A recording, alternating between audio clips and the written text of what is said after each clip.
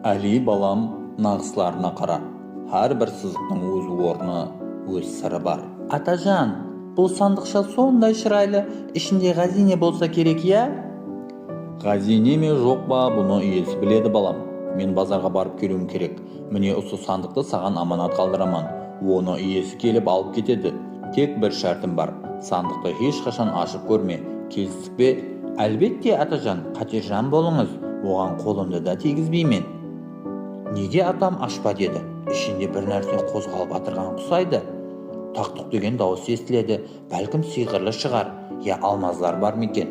Бір мәртебе ашып көрсем, еш нәрсе қылмас, тезде жауып тастайман. Ой, бұлар не? Көбелеклер ме? Тоқтаңлар, орныңызға қайтыңлар. Терезеден шығып баратыр. Ой, ен не қыламан? Сандық бос қалды ғой. Атама не деймен? Иесі келсе не? Әли, аманат қалай тұр? Оны тапсыру уақыты келді. Сандықты берші балам. Атажан, мені кешірің. Мен сөзімде тұра алмадым.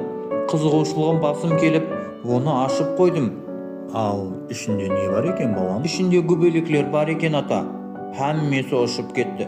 Мен оларды ұстай алмадым. Мені жазаладыңыз да разыман, ата. Білесең бе, Әли? Ол сандықшада көбелеклер емес, сенің сенімің бар еді.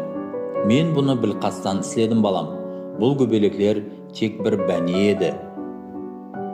Бәне еді дейсіз бе, ата? Ауа балам, көбелеклер қайтып келмейді. Бірақ сен бүгін өміріңдегі ең ахметлі сабақты алдың. Аманатқа қиянет ету, сенімді жоғалту демек тұр. Дүниеда har қандай бұйымды қайтадан табу мүмкін, бірақ жойылған сенімді қайтару жүзді қиын. Берген сөзіңнің бұзылғаны сандықтың бослығынан 1000 мәртебе жаман балам. Енді түсіндім, атажан. Уәде бердім бе, ол таудай қатты болуы керек екен.